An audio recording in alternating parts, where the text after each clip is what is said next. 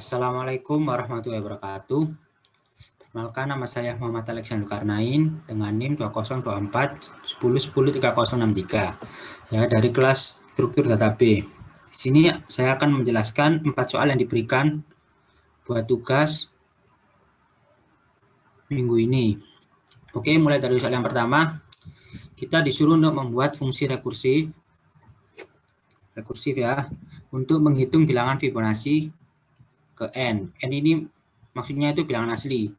Gunakan fungsi yang Anda buat untuk menghitung bilangan Fibonacci ke 5, 7, dan 10. Buat pohon rekursif untuk eksekusi pencarian Fibonacci ke 4. Oke, sebelum itu, bilangan Fibonacci itu adalah bilangan yang dimana dari penjumlahan dua suku sebelumnya. Dengan syarat suku ke-0 adalah 0 dan suku ke-1 adalah 1. Atau Fn sama dengan Fn-1 ditambah Fn-2. Contohnya bilangan Fibonacci adalah 0 sama 1 ini kan sudah mutlak. Nah, 1 ini dapat jadi 1 tambah 0, dan seterusnya. Oke, langsung. Pertama, aku bikin function terlebih dahulu. Fungsinya aku beri nama Fibonacci dengan parameter n. Jadi nanti n ini bisa dimasukin bilangan berapapun. Lalu di dalam fungsinya itu ada percabangan. Jadi nanti n-nya itu menyesuaikan nanti masuk ke percabangan yang mana.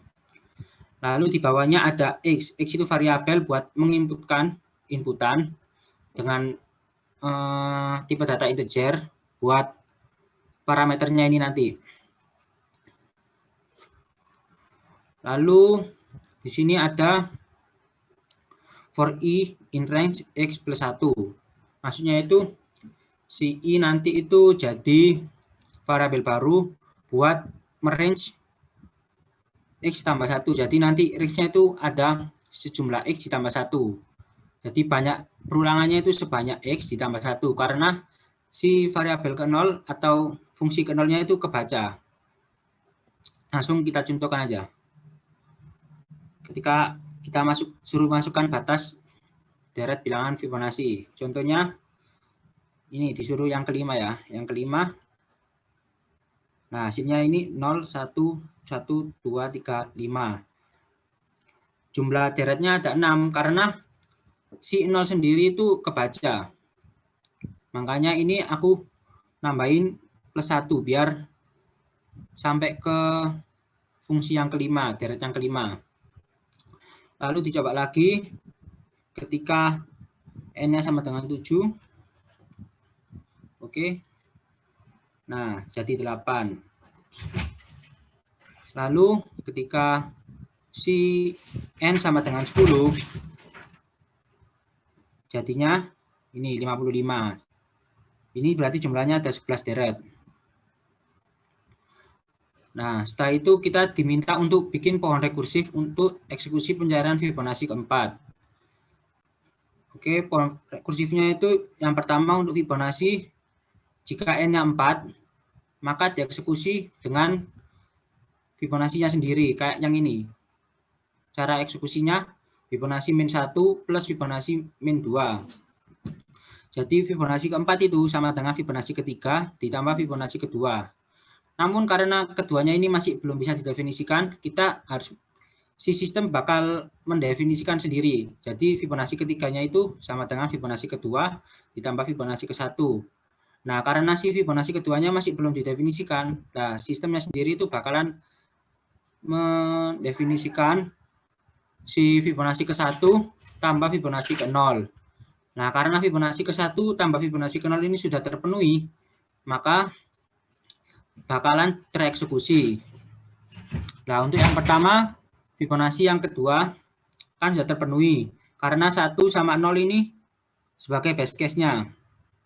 Ketika inputannya sudah, n-nya sudah masuk ke dalam 0 atau ke 1, maka dia akan memanggil dirinya sendiri. Hasilnya itu sama yang sama n-nya itu tadi. N-nya ketika 0 berarti hasilnya 0. Kalau n-nya 1 berarti 1. Berarti Fibonacci 2 sudah terpenuhi karena sebagai base case-nya hasilnya. Otomatis yang ketiga juga terpenuhi karena Fibonacci 2 sudah terdefinisi. yaitu Fibonacci 1 tambah Fibonacci 2. Yang mana jadi hasilnya 1 tambah 1 jadi 2. Terus karena Fibonacci 3 terpenuhi, maka Fibonacci 4 pun juga terpenuhi. Yang mana Fibonacci 3 hasilnya itu 2. Nanti ditambah si Fibonacci 2-nya, hasilnya 1, jadi ditambah 3, jadinya 3. Kita cek ketika dimasukkan 4, apakah hasilnya 3? Ya, hasilnya 3. Oke, masuk ke soal yang kedua. Untuk soal yang kedua, kita diminta untuk membuat fungsi rekursif untuk mengecek mengecek apakah sebuah list bilangan integer merupakan palindrom atau bukan. Gunakan fungsi yang Anda buat untuk memeriksa list berikut, apakah palindrom. Jadi nanti ini listnya itu dibuat cek nanti. Lalu kita disuruh membuat pola rekursif untuk eksekusi pencarian pengecekan list berikut. Listnya itu yang sama ini. Nah, palindrom sendiri itu adalah kumpulan kata jika dibaca dari depan maupun belakang, bacaannya akan sama. Contohnya itu ini 11211. Kalau kita baca dari depan 11211, kalau dibaca dari belakang juga 1121. Contoh, langsung kita masuk aja. Pertama, aku buat variabel buat nulis list yang diminta tadi. Lalu aku bikin function. Fungsinya itu aku namain palindrom dengan parameter bilangan tadi. Lah, bilangan ini tuh isinya tuh ini semua. Lalu ketika masuk ke fungsinya ini, dia bakalan ngeprint bilangan. Ngeprint si hasil bilangannya tadi. Lalu habis ngeprint bakalan ada ini percabangan. Jadi dicek.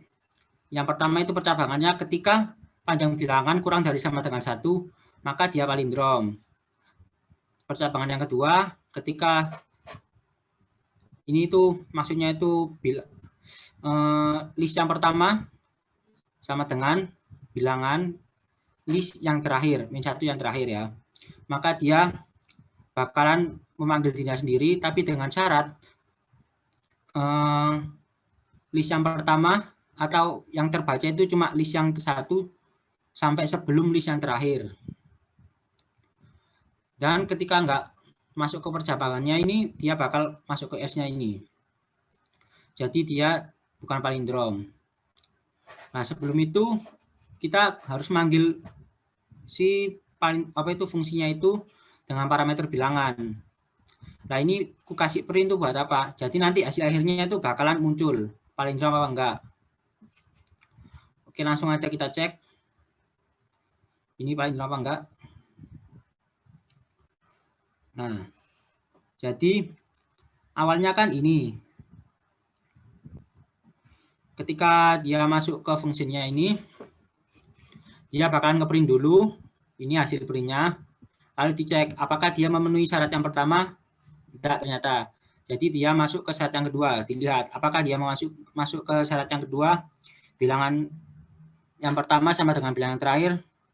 Nah, dilihat satu ini apakah sama dengan 1? Ya benar, jadi dia masuk ke percabangan yang ini. Namun ketika masuk sini, yang terbaca itu indeks yang pertama sampai sebelum indeks yang terakhir. Jadi hasilnya itu nanti yang ini. Karena yang terbaca kan indeks yang pertama sampai sebelum indeks yang terakhir. Nah, ketika dia masuk ke sini, di print lagi. Lah, ini hasil printnya. Lalu dicek apakah sudah memenuhi yang pertama. Ternyata belum. Dicek lagi memenuhi yang kedua. Karena ini 2 sama 2 ini sama, jadi dia masuk ke percabangan yang kedua. Nah, karena masuk ke percabangan yang kedua, otomatis si indeks 0 sama indeks terakhir ini hilang karena yang terbaca itu cuma indeks ke 1 sampai sebelum indeks terakhir. Nah, begitu seterusnya sampai 4 sampai sisa 4 dan 4. Nah, 4 dan 4 itu ketika masuk sini kan di print dulu, terus dicek apakah dia itu udah memenuhi si len bilangan ini. Ternyata masih belum karena ini kan panjangnya masih 2. Sedangkan dia bisa masuk ketika si len bilangannya itu sudah 1 atau 0. Karena masih belum, kita cek lagi apakah dia memenuhi syarat yang ini. Bilangan pertama sama yang bilangan terakhir kan sama, otomatis dia masuk ke percabangan yang ini. Dan karena ketika masuk sini otomatis bilangan pertama sama terakhir itu bakalan hilang, yang menjadikan hasil akhirnya itu cuma list kosongan. Nah, karena list kosongan itu ketika di len hasilnya 0, otomatis dia memenuhi syarat yang ini. Dan hasil akhirnya itu palindrom. Nah, untuk membaca palindrom sendiri, kita gunakan print palindrom bilangan. Jadi hasilnya palindrom. Untuk pohon rekursifnya sendiri itu ketika si listnya itu masih sepanjang ini, kan belum memenuhi yang ini sih. Jadi dia tuh depending dulu. Nah, ketika masuk ke sini tuh kan otomatis jumlah listnya itu berkurang. Nah, dicek dulu apakah ini tuh sudah memenuhi syarat yang pertama tadi. Oh, ternyata belum, jadi dia depending dulu. Nah, dia masuk ke sini, syarat yang kedua, otomatis yang depan sama belakangnya kan hilang. Jadi gini terus sampai tinggal kurung dan kurung. Maksudnya itu tinggal list kosongan. Karena list kosongan itu sudah memenuhi ini, otomatis bakalan tereksekusi. Karena ini terpenuhi, otomatis yang lainnya pun juga terpenuhi. Karena ini terjadi karena 4 dan 4 ini memasuki elif yang ini. Jadi tinggal kosongan saja.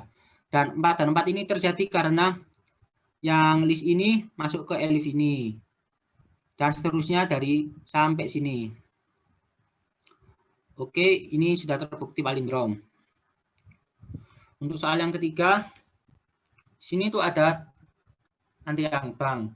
Dan antrian bank ini ada data namanya panggil, terus antrian, terus ada operasi, isinya tuh panggil, apa antrian, get panggil, get antrian.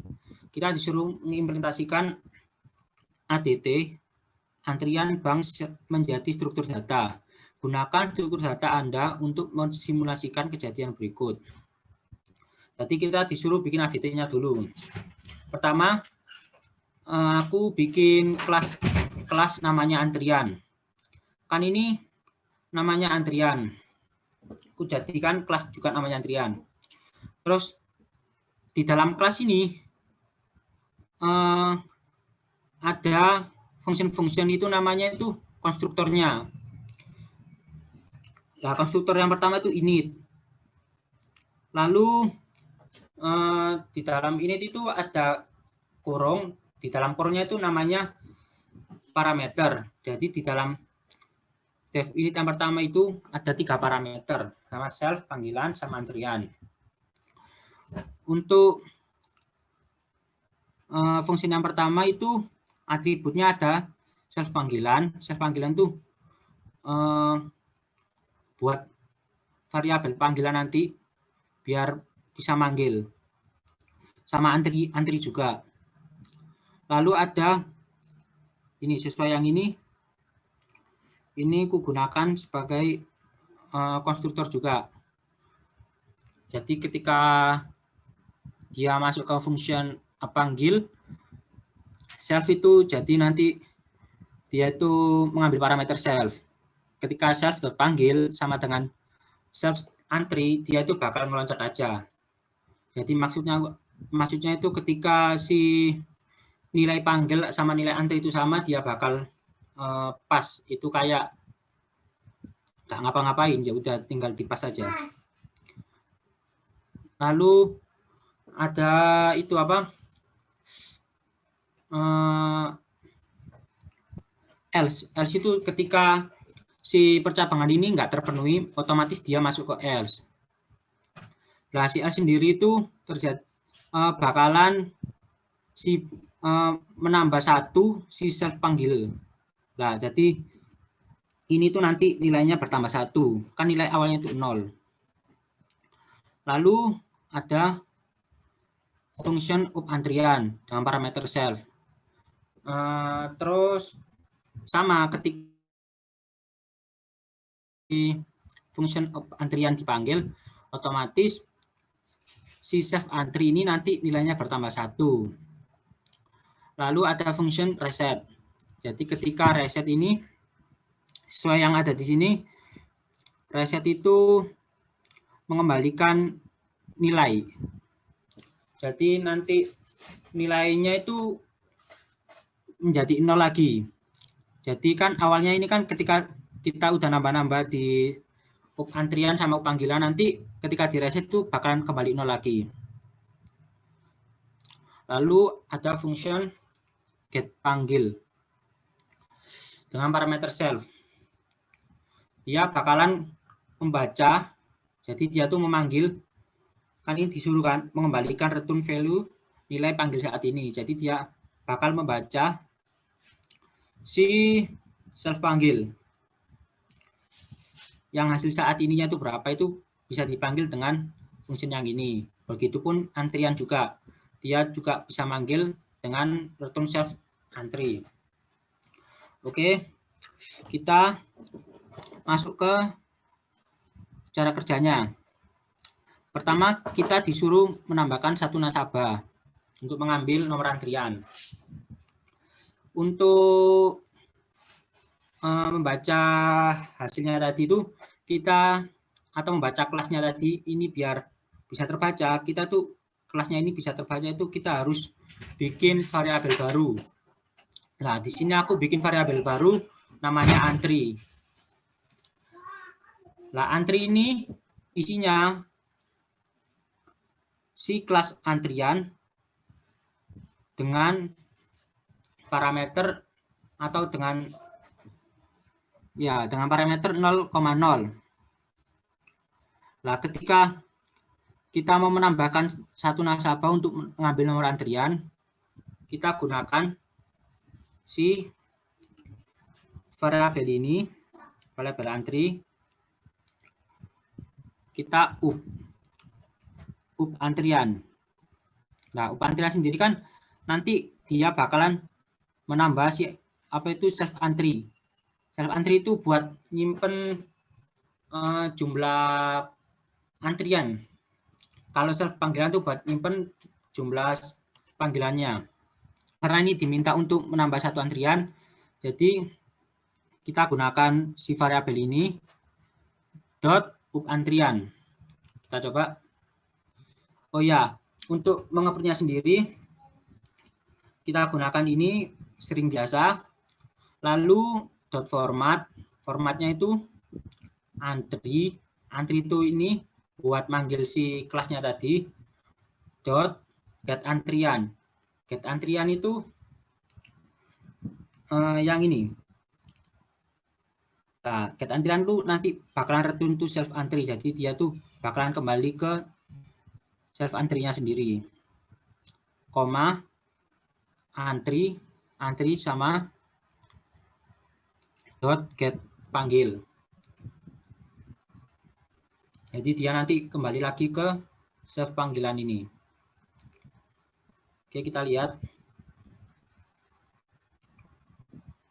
Nah, ini kan ketika kita tambah satu, si aslinya 0 ini jadi nambah satu. Karena di sininya sendiri itu si self antrian bakal plus 1 sendiri dari kode yang kita buat. Lalu kita disuruh menambahkan nomor antrian lagi. Nah, jadi otomatis hasilnya 2.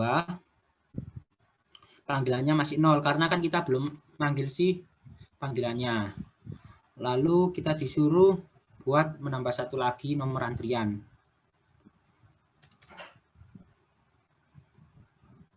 Nah, otomatis antriannya menjadi 3. Lalu kita disuruh menambah jumlah nasabah, satu nasabah yang dilayani. Berarti kita menambahkan antrinya tadi itu kita tambahkan yang panggilannya, berarti panggilannya kita tambah 1. Berarti antri.upanggil. Otomatis hasilnya antrian ketiga panggilan ke-1 karena panggilannya sudah ditambah 1. Lalu kita disuruh banyak 4 kali ya berarti ini. Ini sudah 1, 2, 3, 4. Nah, hasilnya tuh antrian ketiga panggilan ketiga. Kenapa nggak keempat? Karena pas di sini itu ketika self panggil sama dengan self antri, dia tuh bakalan berhenti. Bakalan nggak ngapa-ngapain. Nggak bakalan nambah apa, nggak bakalan apa-apa. Karena ini kan jumlah antriannya ada 3. Nah, ketika panggilannya sudah mencapai 3, dia bakalan memenuhi syarat yang ini. Bakalan kepas. Jadi yang antri yang keempat ini nggak kebaca, maksudnya nggak ngefek sama sekali. Lanjut, ditambah lagi satu nasabah mengambil nomor antrian, berarti kita tambahkan antrian lagi. Lalu diambil 1, berarti hasilnya harusnya 4 sama 4. Ya, 4 dan 4. Oke, kita masuk ke soal yang terakhir, soal yang keempat, yaitu titik 2 dimensi. Ada data, isinya itu X sama Y. Itu mempresentasikan koordinat sebuah titik. Terus ada operasi, itu ada geser horizontal, jadi si X-nya nanti digeser, itu namanya dx, terus kalau yang vertikal itu dy. Untuk terus ada hitung jarak, itu namanya titik lain. Itu buat menerima inputan titik lain, karena nanti kita menghitung panjang jarak, berarti kita butuh titik lain. Nah, untuk get X sama get Y itu untuk mengembalikan nilai X sama Y-nya. Oke. Pertama aku bikin kelas titik. Kelas titik. Nah, terus aku bikin konstruktornya yang parameternya itu self X sama Y. Nah, self X itu nilainya dari X, kalau self Y itu nilainya dari Y. Lalu aku bikin function geser horizontal. Itu jadi ketika kita geser si sumbu X-nya itu masuknya ke geser horizontal. Jadi si self X-nya tadi bakalan ditambah sama dx. Dx itu parameter baru buat penambahan ketika kita geser itu tadi. Lalu si vertikal juga jadi self Y plus si dy-nya. Lalu ada function hitung jarak. Jadi ketika sudah menjadi 2 titik, itu kita diminta untuk menghitung jaraknya nanti.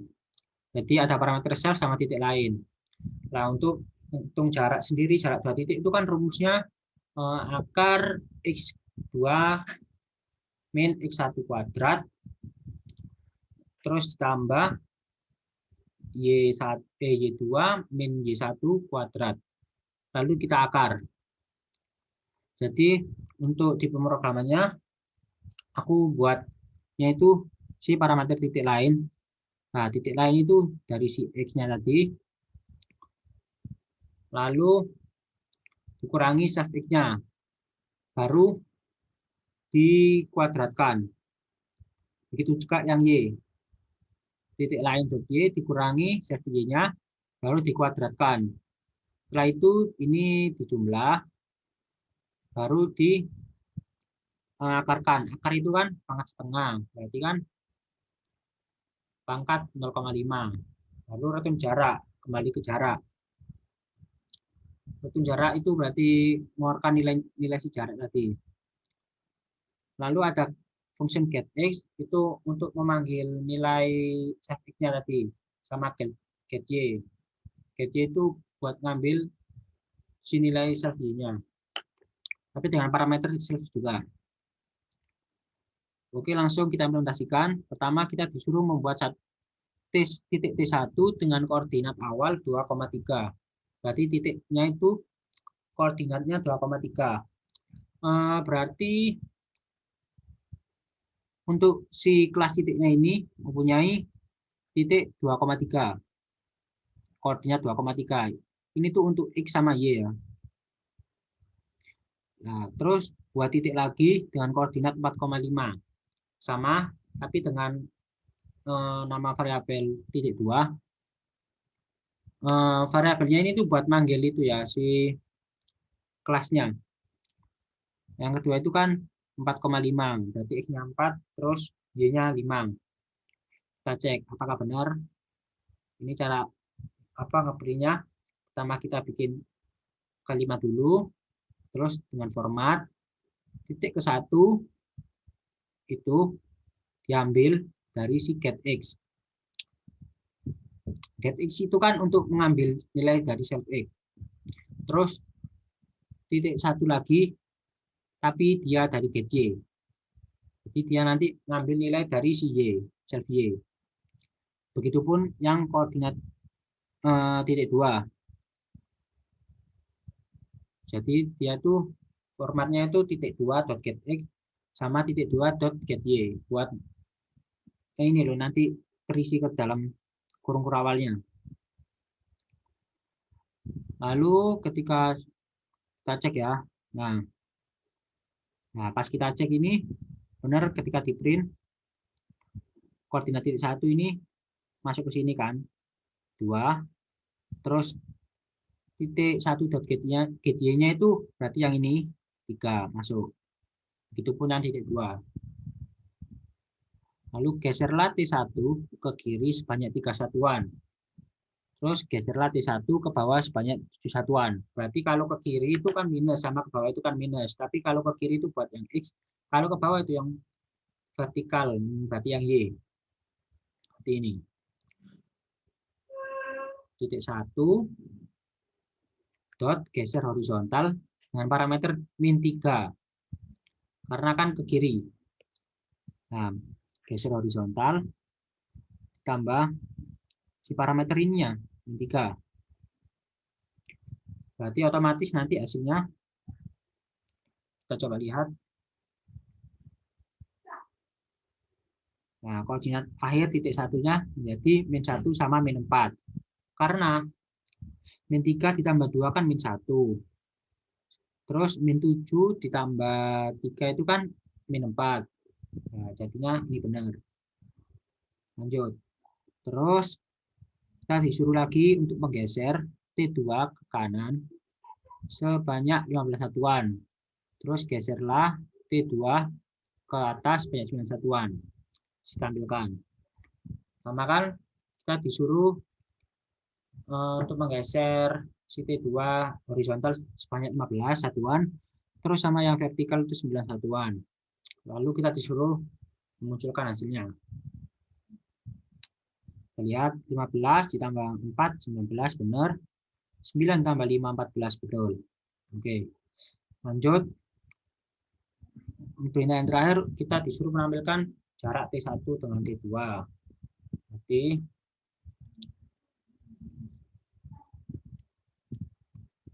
Kita gunakan si titik 1 ini. Jarak T1 kan berarti kita mulainya dari titik 1. Dot hitung jarak. Hitung jaraknya dengan T2. Berarti nanti dia tuh masuk ke ini. Ke apa itu ya? Penyelesaian matematika yang ini. Berarti kita coba. Nah, ini karena aku bikin integer, jadi nanti hasilnya bakalan satuan aja, nggak ada desimalnya. Kalau ku hilangin integernya, dia bakalan keluar koma-komanya juga. Oke, jadi yang nomor 3 sama 4 tuh cara kerjanya nggak hampir sama. Jadi kita tinggal bikin kelas dulu, terus konstruktor, terus atributnya, baru kita jalanin implementasinya. Sekian dari aku, maaf ketika penjelasan ada yang kurang. Assalamualaikum warahmatullahi wabarakatuh.